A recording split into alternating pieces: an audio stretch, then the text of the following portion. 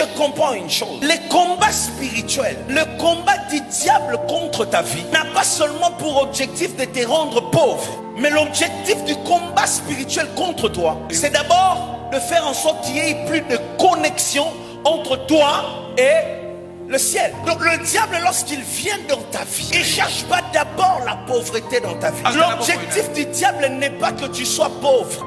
La pauvreté n'est qu'une conséquence du diable qui a atteint son objectif.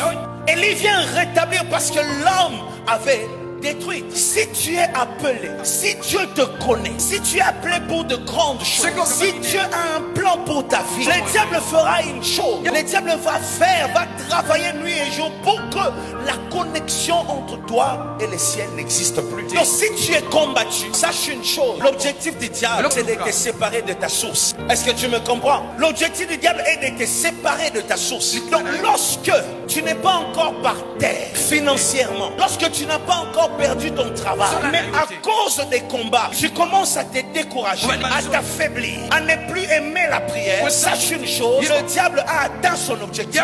L'objectif du diable n'est pas ta pauvreté. Le diable n'a pas besoin de ton argent, le diable aussi a l'argent. La pauvreté est une conséquence que l'autel de l'Éternel a été détruit. Maintenant, lorsque tu commences à te battre dans la vie, tu commences à prier, à jeûner, à faire des offrandes, à fuir les péchés, à craindre Dieu, chaque action que tu fais pour l'Éternel est une pierre que tu places pour la reconstruction de l'autel. Demande à l'autre comment tu construis ton autel. Comment tu construis ton hôtel? Il doit te donner une réponse. Attends la réponse. Regarde-le dans les yeux. Il a donné. Il donne pas. Toi tu te lèves.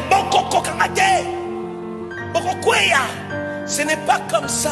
Quand tu te chamailles, tu es en train de menacer les adversaires, mais tu les menaces physiquement. Or, la guerre n'est pas dans les physiques, la guerre est dans les spirituels. Les gens me disent, Pasteur Moïse, les gens t'insultent tous les jours, tu réponds jamais pourquoi? Parce que je sais que derrière eux, c'est des démons. Je ne vais pas perdre mon temps. On ne combat pas un démon avec les insultes. On combat un démon avec la supériorité spirituelle. Reste spirituel au nom de Jésus. Donc, ne perds pas ton temps dans les insultes. Lorsque tu insultes, tu donnes à l'adversaire son arme. Tu ne peux pas utiliser l'arme de l'Américain plus que l'Américain lui-même. Tu ne peux pas détruire les diables avec son arme. Tu ne peux pas.